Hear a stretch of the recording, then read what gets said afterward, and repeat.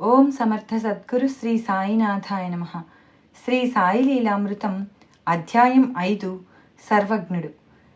శ్రీ సాయి పిచ్చి ఫకీరులా కనిపించిన వారి దివ్యలీలలెన్నో ఆకాశంలో నక్షత్రాలలా, సముద్ర తీరాన ఇసుక రేణువులలా, మనసులో పుట్టే ఆలోచనలలా భక్తులకు అనుక్షణము అనుభవమవుతూ వారి హృదయాలను పులకింపచేస్తూ ఉండేవి. అవి ఆయన ప్రయత్నంతో ప్రదర్శించినవి కాక పువ్వులకు పరిమళంలాగా, ఆకాశంలోని సంధ్యారాగంలాగా ఎంతో సహజంగానూ సందర్భోచితంగానూ ఉండేవి. వజ్రాల హారంలోని బంగారు తీగలా, పూలమాలలోని దారంలా ఈ లీలలన్నింటిలో శ్రీ సాయినాథుని సర్వజ్ఞత్వం అడుగడుగున తొంగి చూస్తూ ఉంటుంది. దానిని గుర్తుంచుకోగలవారు ఎవరినీ ఏమీ అడగనక్కర్లేదు.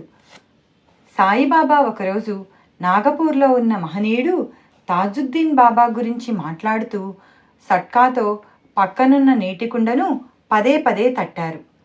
కారణం అడిగితే తాజుద్దీన్ కుటీరం అంటుకుంటే ఆర్పుతున్నాను అన్నారు. తర్వాత అది యథార్థమని తెలిసింది. మరో రోజు లిండీకి వెళ్లే సమయమైనా బాబా మసీదులో గోడ పక్కనే నేల మీద పడుకున్నారు. కారణం అడిగితే నా సోదరుడు షేగాంకు చెందిన గజానన్ మహారాజ్ పరమపదించారు అన్నారు. త్వరలోనే అది నిజమని తెలిసినది. నాటి శృంగేరి శంకరాచార్య స్వామి చేత సాక్షాత్తు దత్తాత్రేయ స్వరూపమని కీర్తించబడిన శ్రీ వాసుదేవానంద సరస్వతి స్వామి రాజమండ్రిలో విడిది చేశారు. నాందేడ్ నుండి పుండలీకరావు అనగా దాసగను వారిని దర్శించాక తాను శ్రీ సాయిని కూడా దర్శిస్తూ ఉంటానని చెప్పాడు. ఆ స్వామి ఎంతో సంతోషించి, సన్యాసులమైన మేము ఎవరికీ నమస్కరించము, కానీ శ్రీ సాయి విషయం వేరు. ఈ కొబ్బరికాయ మా తరపున వారికి సమర్పించు. ఈ తమ్ముణ్ణి ఎప్పుడు ప్రేమగా గుర్తుంచుకొమ్మని చెప్పు అని అతడికి ఒక కొబ్బరికాయ ఇచ్చారు. తర్వాత అతడు, అతని మిత్రులు మన్మాడ్లో దిగి సమీపంలోని ఏటి దగ్గర కారపు అటుకులు తింటూ పొరపాటున ఆ కొబ్బరికాయ కొట్టి అందులో కలుపుకొని తిన్నారు. వాళ్ళందరూ షిరిడీ చేరగానే సాయి అతనిని చూస్తూనే నా సోదరుడు పంపిన కొబ్బరికాయ ఏది అన్నారు. అతడు తాను చేసిన తప్పు చెప్పుకొని క్షమాపణ వేడుకొని దానికి బదులు మరొక కాయ సమర్పిస్తానన్నాడు. బాబా, నా సోదరుడిచ్చిన కాయకు మరేదీ సాటి కాజాలదు. అయినా జరిగిన దానికి బాధపడకు, అంతటికీ భగవంతుడే కర్త అన్నారు. కన్నడ దేశంలోని వాడ్గాంలో విడిది చేసిన అప్ప అనే మహాత్ముని గురించి, బెంగాల్లోని శ్రీ రామకృష్ణ పరమహంస గురించి, పూనాలోని హజరత్ బాబాజాన్ గురించి, ఇలా ఇంకెందరి గురించో సర్వము వారికి తెలుసు. పూనాలోని భీమశంకర ఆలయంలో ఉన్న ఒక సాధువును గాడ్గిల్ దర్శిస్తూ ఉండేవాడు. ఆయన ఒకసారి అతనిని శ్రీ సాయి దర్శనానికి పంపారు. అతడు షిరిడీ చేరి ఇక్కడ ఏ మహాత్ముడైనా ఉన్నారా అని విచారిస్తే ఇక్కడి మసీదులో ఒక పిచ్చి ఫకీరు మాత్రం ఉన్నాడు అని చెప్పారు. శ్రీ సాయి ముస్లిం అని సంశయిస్తూనే గాడ్గిల్ మసీదు చేరాడు. అప్పుడు బాబా, నీవి మసీదులోకి రావద్దు, నేను ముస్లింను, నీవు ఆ భీమశంకర ఆలయంలోని సాధువు కాళ్ల మీదే పడు అని కేకలేశారు. అలానే ఆయన ఒక రోజున పండ్లు మిఠాయిలు కొని అందరికీ పంచారు. కారణం అడిగితే ఈరోజు ఒక మహాత్ముని దర్బారు నుండి ఒకడు ఇక్కడికి వచ్చాడు అన్నారు. విచారిస్తే అచ్చటి వారిలో హుబ్లీలోని శ్రీ గురు సిద్ధారూఢుల శిష్యులొకరు ఉన్నారని తెలిసింది. ఇంతటి మహనీయులందరి గురించి అనుక్షణము తెలుసుకొనగల సాయికి సామాన్యులైన సాధువుల గురించి కూడా తెలుసు. ఆయన మహిమ విని 1911లో హరిద్వార్ నుండి సోమదేవస్వామి అనే సాధువు షిరిడీ బయలుదేరాడు. అతడెక్కిన టాంగా షిరిడీని సమీపిస్తూ ఉండగా అతడి మసీదుపై కట్టిన జెండాలు దూరం నుంచి చూచి, ఈయన నిజమైన సాధువైతే తన కీర్తిని ఇలా చాటుకోడు, ఇలాంటి వాణ్ణి చూడనైనా కూడదు అన్నారు. కానీ సాటివారి బలవంతంపై సాయిని దర్శించగానే అతడి హృదయం శాంతిని పొంది ఆనంద భాష్పాలు కారాయి. అలా చిత్తశాంతిని ఇవ్వగలదే యోగ్యమైన స్థలమని తన గురువు చెప్పిన వాక్యం అతనికి గుర్తొచ్చింది. కానీ సాయి కోపంతో జెండాలు ప్రదర్శించుకునే ఈ కపట సాధువును చూడనైనా కూడదు, తిరిగి నీ స్వస్థానానికి వెళ్ళిపో, ఈ మసీదులోకి వచ్చావో జాగ్రత్త అని గద్దించారు. అతడు ఆయన సర్వజ్ఞత్వం చూచి పశ్చాత్తాపంతో శరణు వేడాడు. అప్పుడతనిని మసీదులో ప్రవేశించనిచ్చారు బాబా. భక్తుడు రేగే 1914లో మిత్రుడు అవస్థను ప్రోత్సహించి షిరిడీ తీసుకువెళ్ళాడు. దారిలో ఒక స్టేషన్లో సైనికాధికారి రైల్లోని ప్రయాణికులను దింపి సైనికులను ఎక్కిస్తున్నాడు. కానీ చిత్రంగా అతను వీరిద్దరిని తిరిగి రైలు ఎక్కించాడు. రేగే రాత్రంతా భజన చేశాడు.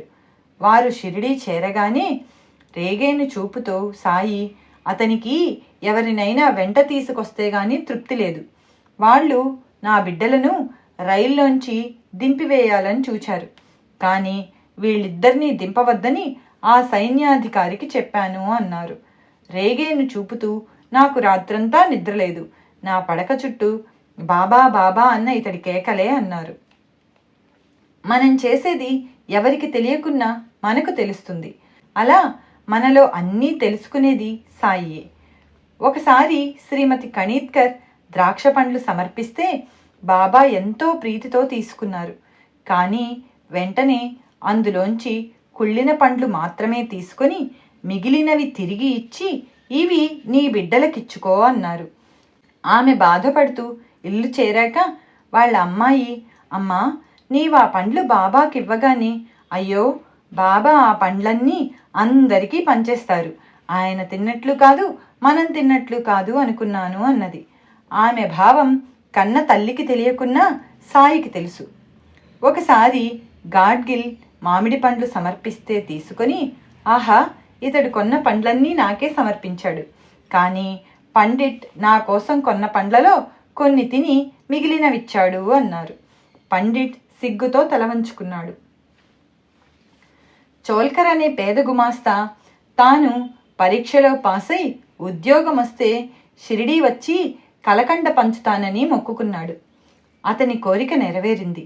అతడు నిత్యము టీలో చక్కెర వేసుకోవడం మానివేసి అలా కూడబెట్టిన పైకంతో షిరిడీ చేరి కలకండ పంచాడు. తర్వాత జోక్తో, ఇతనిని తీసుకువెళ్ళి చక్కెర ఎక్కువ వేసిన టీ ఇవ్వు అన్నారు బాబా. దాసగణకు ఎంతో ఆచారం. అతడు ఉల్లి తినేవాడు కాదు. ఒకసారి బాబా అతనిని ఉల్లిపాయ శనగపప్పు కలిపి పితలా వండి కొంచెం తిని తర్వాత తమకు తెమ్మన్నారు. అతడది తేగానే, నీవు తిన్నావా అన్నారు. అతడు తిన్నానన్నాడే గాని నిజానికి అతడు అందుకు ప్రత్యామ్నాయంగా దానిని వేలుతో తాకి పెదవికి గడ్డానికి ఆనించుకొని ముఖం కడుక్కున్నాడు. బాబా నవ్వి అతడు చేసినది చేసి చూపారు. ఉల్లి అతనికి ఎంతో మేలు చేస్తుందని తినమని చెప్పారు. ఒకసారి దీక్షిత్ మసీదుకు రాగానే బాబా, నీవు తాంబూలం ఇవ్వలేదు అని అడిగి తీసుకున్నారు. గదిలో తాను పూజ చేసినప్పుడు తాంబూలం అర్పించడం మరచానని అతనికి అప్పుడు గుర్తొచ్చింది. భిక్కుబాయి తెచ్చిన పూలమాల నివేదన బాబా స్వీకరించలేదు. అవి స్వీకరించమని బ్రతిమాలిన భక్తులతో ఆయన, ఈమె గోదావరి వద్ద శోకంతో నన్ను నిందించింది, అలా తెచ్చినవి నాకొద్దు అన్నారు. ఆమె పంతంగా మాల వేయబోతే అది 3 ముక్కలై కింద పడింది. నిజమే, సాయి తన స్నేహితురాలైన రాధాకృష్ణ ఆయి ప్రాణం కాపాడలేదని ఆమె కోపర్గాంలోని గోదావరి వద్ద సాయిని నిందించి శోకించి తర్వాత ఆ మాల నివేదన తీసుకొని షిరిడీ వచ్చింది. అలానే ఒక లాయరు వచ్చి నమస్కరించగానే సాయి, కొందరెంత దొంగలో, పాదాల మీద పడి దక్షిణ సమర్పిస్తారు, వీపు వెనక వాళ్లే విమర్శిస్తారు అన్నారు. పండరిపురంలో ఒక పెద్ద మనిషి తన జబ్బు తగ్గించమని సాయిని ఆశ్రయించడం మూఢనమ్మకమని విమర్శించాడు ఆ లాయరు. సదాశివుకు ఉదయం 9 గంటలకే భోజనం చేయడం అలవాటు కనుక ఆ రోజు 11 గంటలు కావడంతో అతనికి ఎంతో ఆకలిగా ఉంది. కానీ అతడు బిడియంతో మసీదులోనే కూర్చుండిపోయాడు. ఇంతలో ఒక భక్తుడొచ్చి బాబాకు పాలకోవా సమర్పించాడు. సాయి దానిని ఆత్రంగా అందుకొని సదాశివుకు ఒక బిళ్ళ విసిరారు. అతడు దానిని ప్రసాదంగా ఇంటికి తీసుకువెళ్ళాలనుకున్నాడు. అది నీకిచ్చింది చేతిలో పట్టుకోవడానికి కాదు అన్నారు బాబా. అది తిన్నాక అతనికి మరో బిళ్ళ విసిరారు. అతడది ఇంటికి ప్రసాదంగా ఉంచుకోగానే మరలా సాయి అలానే అన్నారు. అది కూడా తినగానే అతనికి ఆకలి తీరింది. ఒకసారి హరిబావు తన తల్లికి చెప్పకుండా రామేశ్వరం బయలుదేరి దారిలో షిరిడీ వచ్చాడు. సాయి అతని వద్దనున్న డబ్బంతా దక్షిణగా తీసుకొని, ఇంటికి వెళ్ళు, రామేశ్వరం నీకోసం వస్తుంది, నీవు వెళ్లకుంటే మరణిస్తుంది అన్నారు.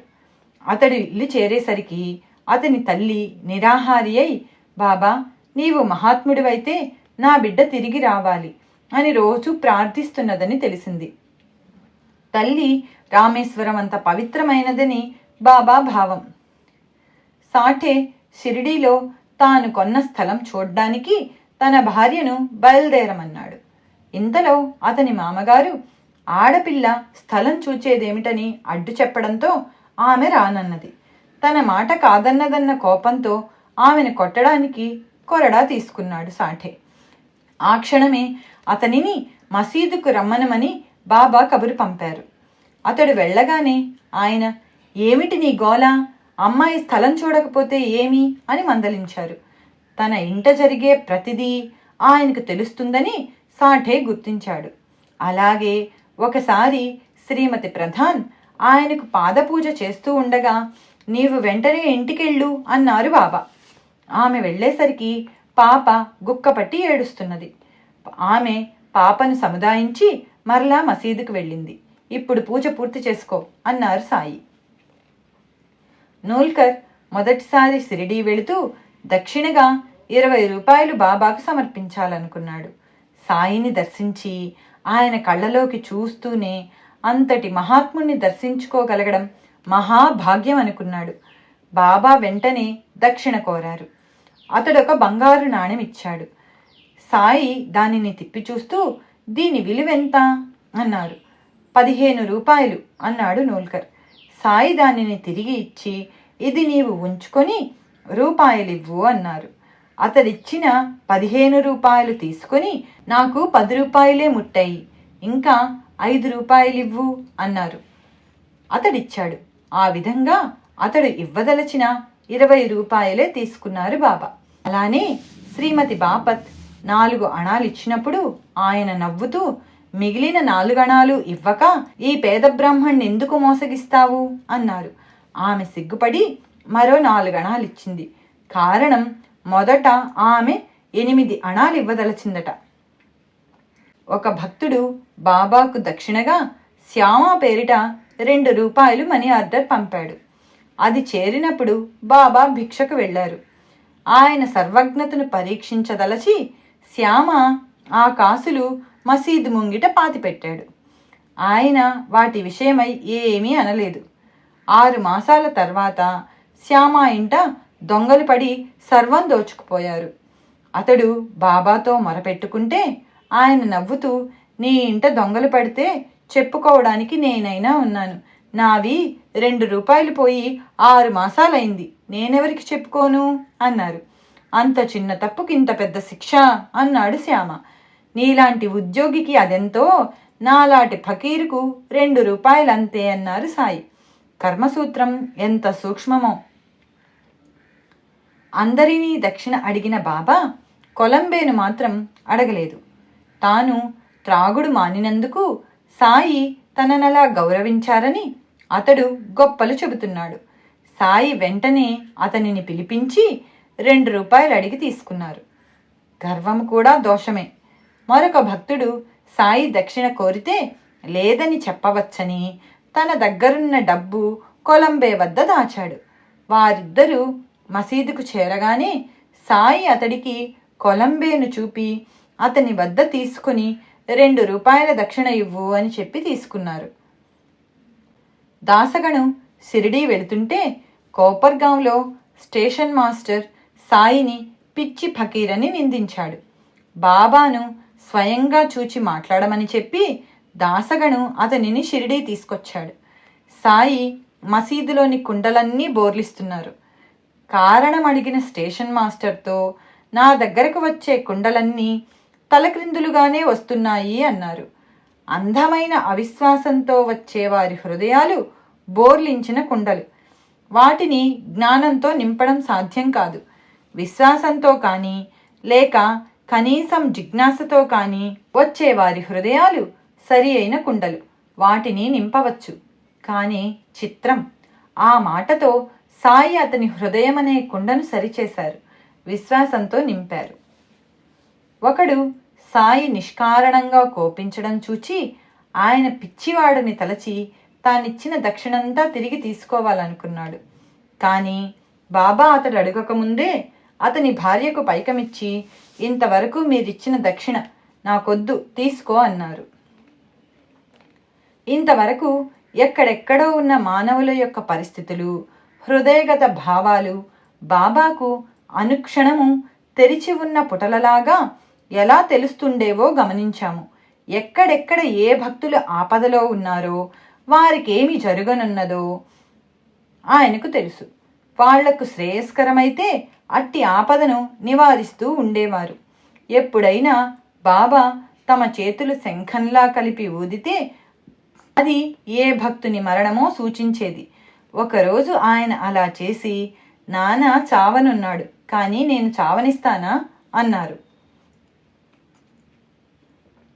నాటికి 8వ రోజున నానా చందోర్కర్ షిరిడీ వచ్చాడు. సరిగ్గా బాబా అలా అన్నప్పుడే తానెక్కిన గుర్రపు బండి తలక్రిందులై అతడు గుర్రం కాళ్ల వద్ద పడ్డాడు. అయినా అతనికి ఎట్టి ప్రమాదమూ జరగలేదని చెప్పాడు. ఒకసారి ఆయన తమకు కడుపు నొప్పిగా ఉన్నదని చెప్పి ఒక గుడ్డ పొట్టకు చుట్టుకొని భక్తులను కొసలు పట్టుకొని ఇంకా ఇంకా గట్టిగా లాగమని చెప్పి చివరికి బాధ తగ్గిందన్నారు. అదే సమయంలో నీమ్గావ్లో ఒక భక్తురాలు ప్రసవ వేదన పడి ఆయన నొప్పి తగ్గిందన్న సమయంలోనే ప్రసవించిందని తర్వాత తెలిసింది. భక్తుల బాధలు కూడా ఆయనవే. ఒకరోజు ఆయన ప్రధాన్తో, నా శరీరంలోని ఈ పక్కగా నొప్పిగా ఉంది, 4 రోజుల్లో తగ్గుతుందిలే అన్నారు. వారం తర్వాత కానీ అతనిని ఇంటికి పోనివ్వలేదు. అతడు ఇల్లు చేరాక తెలిసింది. సరిగ్గా బాబా అలా అన్న సమయంలోనే బొంబాయిలో అతని తల్లికి పక్షవాతం వచ్చింది. ప్రధాన్ షిరిడీలో ఉన్నంత వరకు ఆమెకు ఎట్టి ప్రమాదమూ జరగదని, అవసరమైతే అతనిని సాయియే పంపగలరని నానా చందోర్కర్ ఆ ఇంటి వారికి ధైర్యం చెప్పాడు. ఆ వారంలో ఆమె పరిస్థితి విషమించింది. ఆమెకు విరోచనమైతే మంచిదని వైద్యులన్నారు. సరిగ్గా సమయానికి ప్రధాన్ ఇల్లు చేరి ఆమెకు తీర్థప్రసాదాలు ఇవ్వగానే 4వ రోజున జబ్బు తగ్గింది. అలానే సాయి ఒకనాడు మహల్సాపతితో, నీ భార్య మెడవాచి బాధపడుతున్నది, నేనే తగ్గిస్తాను, ఇతరుల వల్ల కాదు అన్నారు. మరో ఊళ్ళో ఉన్న ఆమె అలా బాధపడిందని, తర్వాత ఆ బాధ తగ్గిపోయిందని కబురు వచ్చింది. ఎప్పుడైనా ఆయన భక్తులకు ఇలాంటి బాధలు తొలగించుకుంటే అందుకు బలీయమైన కారణమేదో ఉండేది. మోహిలే అనే భక్తుడు తన కుమార్తెను షిరిడీ తీసుకొచ్చాడు. ఆ పాపకు పై పెదవి చీలి ఉన్నది. సాయి, నేను ఈ బిడ్డను బాగు చేయగలను, కానీ దేవకోటికి చెందిన ఈ పాప త్వరలో మరణిస్తుంది అన్నారు. అలానే జరిగింది. మానవుల గురించే కాదు, సర్వ ప్రాణికోటి గురించి ఎప్పుడు ఏమి జరుగుతుందో, ఏమి జరగనున్నదో బాబాకు తెలుస్తుండేది. ఒకనాడు మసీదులో ఒక బల్లి కూస్తూ ఉంటే ఒక భక్తుడు అదేమి శకునమని అడిగాడు. సాయి, ఇందులో శకునమేమున్నది? ఔరంగాబాదు నుండి తన చెల్లెలు వస్తున్నదని సంతోషిస్తున్నది అన్నారు. నాటి మధ్యాహ్నం ఒక భక్తుడు గుర్రం మీద వచ్చి దానిని మసీదు ముంగిట కట్టేశాడు. దానికి ఉలవలు పెట్టాలని అతడు సంచి దులిపితే అందులోంచి ఒక బల్లి బయటపడింది. అది అంతకుముందు కూసిన బల్లి ఆడుకుంటూ గోడపైకి పాకాయి. బాబా వాటిని చూపగానే భక్తుడు విస్తుపోయి ఆ వ్యక్తిని విచారించాడు. అతడు ఔరంగాబాద్ నుండి వస్తున్నానని చెప్పాడు. ఆ ఊరి నుండే ఒక మనిషి గుర్రమెక్కే వస్తాడని, దాన్ని మసీదులోనే కట్టేసి ఒలవలే పెడతాడని, ఆ సంచిలో ఒక బల్లి ఉన్నదని బాబాకెలా తెలుసు? ఇందులో ఏది జరగకున్నా ఆయన మాట వ్యర్థమవుతుంది. అలానే ఒకనాడు మహల్సాపతితో మీ ఇంటి దగ్గర 2 పాములున్నాయి అన్నారు సాయి. అతడు ఇల్లు చేరేసరికి అతడి ఇంటి తలుపు దగ్గర ఒక పాము, పక్కనే కుమ్మరివాని తల దగ్గర మరొకటి కనిపించాయి. మరొక రోజు సాయి తమ చేయి పాములా పెట్టి చూపుతూ, రాత్రి నీవు వచ్చేటప్పుడు ఆ దొంగ ఎదురవుతాడు, కూడా లాంతరు తెచ్చుకో అన్నారు. అతడా రాత్రి లాంతరు తీసుకుని వస్తుండగా దారిలో ఒక పాము ఎదురైంది.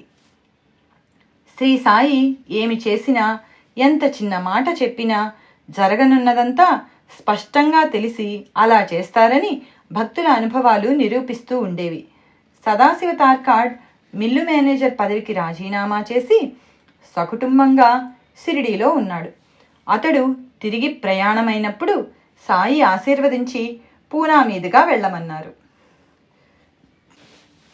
అతని భార్య మన్మాడ్ మీదుగా వెళితే ఖర్చు తగ్గుతుందని ఎంత చెప్పినా అతడు సాయి చెప్పినట్లే పూనా చేరి ఒక మిత్రుని వద్ద ఆగాడు. అక్కడొక మిల్లు ఆసామి కలిసి అతనికి వెంటనే ఉద్యోగం ఇచ్చాడు. శ్రీ సాయిని నమ్ముకుంటే చాలు, ఏమీ కోరనక్కర్లేదు. ఎప్పుడైనా ఆయన చేసినదే శ్రేయస్కరం, మనకు తోచింది కాదు. ఒక తల్లి తన కొడుకు నార్కేకు స్థిరమైన ఉద్యోగం లేదని బాధపడుతూ ఉండేది. ఒకరోజు బాబా ఆమెతో నీ బిడ్డను పూనాలో స్థిరపరుస్తాను అన్నారు. అలానే అతనికి 1917లో పూనాలో స్థిరమైన ఉద్యోగం వచ్చింది. తర్వాత అతనితో ఒక రోజున నీ మామ బూటి ఇక్కడొక ఆలయం కడతాడు, నీవు దానికి ధర్మకర్తవవుతావు అన్నారు బాబా. అలానే బూటి 1918లో నేటి సమాధి మందిరం కట్టించాడు. తర్వాత దానికి నార్కే ధర్మకర్త అయ్యాడు. ఒకసారి బాబాకెవరో మామిడి పండ్లు పంపారు. బాబా వాటిని భక్తులకు పంచుతూ ఇవి దామ్యాకు అని 8 పండ్లు వేరుగా ఉంచారు. అతడిక్కడ లేడు కదా అంటే ఆయన అతడిప్పుడే కోపర్గాం చేరాడు, కొద్దిసేపట్లో వస్తాడు అన్నారు. అలానే కొద్దిసేపట్లో దామోదర్ రాస్నే వచ్చాడు. అంతలో ఆ పండ్లలోంచి 4 పిల్లలు ఎత్తుకుపోయారు. సాయి దామ్యా ఈ పండ్లు తిని చావు అన్నారు. అతడు భయపడుతుంటే నవ్వి వాటిని నీ 2వ భార్యకివ్వు, మొదట నీకిద్దరు కొడుకులు పుడతారు, మొదటివాడికి దౌలత్ షా అని, 2వ వానికి తానాషా అని పేర్లు పెట్టు అన్నారు. దామోదర్ రాస్నేకు ఎంతో కాలంగా సంతానం లేదు, కానీ ఈ ప్రసాదమిచ్చిన సంవత్సరానికి కొడుకు పుట్టాడు. ఆ బిడ్డను బాబాకు చూపి వాడికి ఏమి పేరు పెట్టాలని అడిగాడు రాస్నే. దౌలత్ షా అని చెప్పాను కదా అన్నారు బాబా. దామ్యాకు మొత్తం 8 మంది బిడ్డలు పుట్టి 4 జీవించారు. ఒకరోజు బాలక్రామ్ కుమారుడు షిరిడీ వెళుతున్నానని చెబితే బాబాకేమైనా పంపాలనుకున్నది శ్రీమతి తార్కాడ్. కానీ ఇంట్లో ఒకసారి నివేదించిన పాలకోవా బిళ్ళ తప్ప మరేమీ లేదు. అదీ కాక బాలక్రామ్కు మైల వచ్చింది. అయినా బాబాకు భక్తే ప్రధానమని తలచి దానినే పంపింది. అతడు షిరిడీ చేరాక ఆ పాలకోవా సంగతే మర్చిపోయాడు. బాంద్రా నుండి నాకేం తెచ్చావు అని బాబా ఎన్నిసార్లు అడిగినా అతనికి గుర్తు రాలేదు. చివరకు ఆయన ఆ తల్లి నాకు మిఠాయి పంపలేదా అన్నారు. అతడికి గుర్తొచ్చి వెంటనే పాలకోవా బిళ్ళ తెచ్చి సమర్పించాడు. బాబా దాన్నెంతో ప్రీతిగా ఆరగించారు. మన హృదయంలో శోకం లేకుంటే మైల సోకిన బాబా పూజ ఆపనక్కర్లేదు. ఒకసారి నానా చందోర్కరు ఒక కీర్తనకారుడు షిరిడీ నుండి బయలుదేరుతుంటే బాబా వాళ్లను భోజనం చేసి వెళ్ళమన్నారు. ఆ కీర్తనకారుడు తొందరపడి భోజనం చేయకుండానే బయలుదేరాడు. నానా మాత్రం బాబా చెప్పినట్లే భోజనం చేసి బయలుదేరాడు. అతను స్టేషన్ చేరే వరకు రైలు రానేలేదు. కీర్తనకారుడు ఆకలితో మాడవలసి వచ్చింది. ఆ రోజు రైలెంత ఆలస్యమయ్యేది బాబాకు తెలుసు. అలానే ఉదయం 8 గంటలకు బొంబాయి చేరాలని సంభారే బయలుదేరాడు.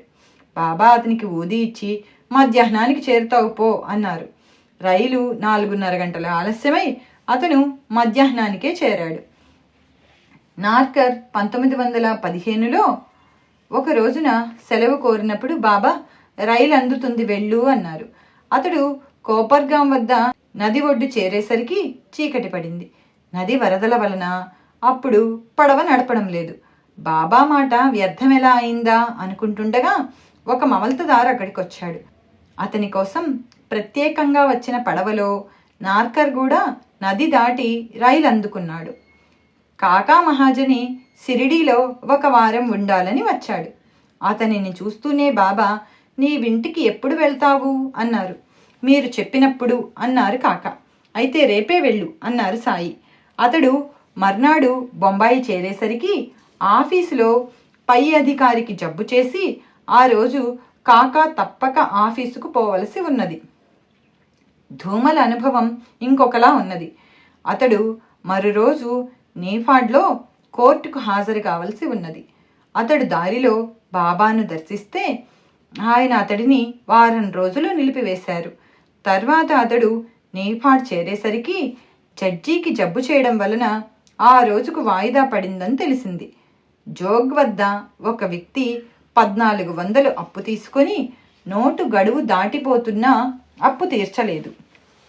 ఒకరోజు జోగ్ అతని వద్దకని బయలుదేరుతుంటే బాబా నవ్వి, నీ డబ్బెక్కడికి పోదు, ప్రశాంతంగా కూర్చో, అదే వస్తుంది అన్నారు.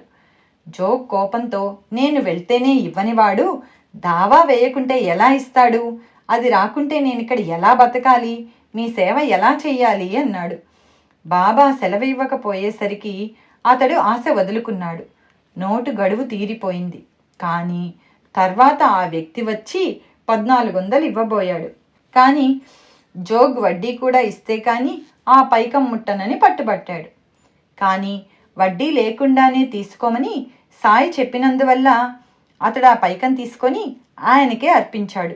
సాయి కొద్ది మాత్రమే తీసుకొని మిగిలినది అతనికే ఇచ్చారు. వేరు గతి లేకుంటే తప్ప వడ్డీ తీసుకోవడం మహాపాపమని, ఆచరించిన ధర్మమంతా వ్యర్థమైపోతుందని ఋషులు చెప్పారు. మన మనఃప్రవృత్తిని బట్టి బాబా లీలలు అనుభవమవుతాయి. బాబాపై ఎట్టి విశ్వాసం లేకుండా ఆయనను పరీక్ష చేయడానికి వచ్చిన హరికనోబా తన కొత్త చెప్పులు మసీదు ముందు విడిచి అవి కనిపించేలా లోపల కూర్చున్నాడు. దురభిమానంతో అతడు సాయి చింతన కూడా తన తలపైనున్న జరీ తలపాగా తీయలేదు. అతడు బయటికి వచ్చేసరికి చెప్పులు లేవు. అతడు భోజనం చేసి విచారంగా బసకు చేరాక ఒక పిల్లవాడు ఆ చెప్పుల జత తన కర్రకు తగిలించుకొని, హరికా బేట జరీకా ఫేట, హరి అనేవాడి కొడుకు జరీ తలపాగా కలవాడు ఎవరు అని కేకలు వేస్తున్నాడు. అతన్ని పిలిచి విచారించగా సాయి అతనికి ఆ చెప్పులిచ్చి ఆ విధంగా విచారించి వాటిని ఆసామికి ఇవ్వమని చెప్పారని తెలిసింది. సాయికి తన పుట్టుపూర్వోత్తరాలు కూడా తెలుసునని కనోబా గుర్తించాడు. అంతటి మహనీయుని ఎప్పుడూ గుర్తించుకోవడానికి ఆయన పటం దగ్గర ఉంచుకోవడం సమంజసమే. కానీ అది మాత్రమే చాలదు. ఒకరోజు కొందరు యువకులు బాబాను ఫోటో తీసుకుంటామని శ్యామాను అడిగారు. బాబా లెండీ నుండి వచ్చేటప్పుడు సాఠేవాడా వద్ద నిలుపుతానని, అప్పుడు ఫోటో తీసుకోమని వాళ్లతో శ్యామ చాటుగా చెప్పాడు. తర్వాత లెండీ నుండి తిరిగి వస్తూ బాబా, శ్యామ, ఏమిటి గోల? ఫోటో తీయవద్దని పిల్లలకు చెప్పు, అడ్డుగోడ కూలదొస్తే అదే చాలు అని గబగబా వెళ్ళిపోయారు. ఆ యువకులు ఏ మధ్యవర్తిని ఆశ్రయించక బాబానే ఆశ్రయిస్తే పని జరిగేదేమో. రాగద్వేషాలు విడిచి అందరిలోనూ బాబా ఉన్నారని గుర్తుంచుకొనడమే అడ్డుగోడలు తొలగించుకోవడం అంటే. మరొక రోజున తమను దర్శించవచ్చిన ఒక భక్తుణ్ణి అడిగి మరీ ఫోటోలు తీయించుకున్నారు బాబా. అందరూ ఆశ్చర్యపోతుంటే అతడిలా చెప్పాడు, నేను షిరిడీ వస్తుంటే ఎలాగైనా సాయిని ఫోటో తీయమని నా మిత్రుడు జోషి కెమెరా ఇచ్చాడు. శ్రీ సచ్చిదానంద సమర్థ సద్గురు సాయినాథ్ మహారాజ్ కీ జై. అధ్యాయం 5 సర్వజ్ఞుడు సంపూర్ణం.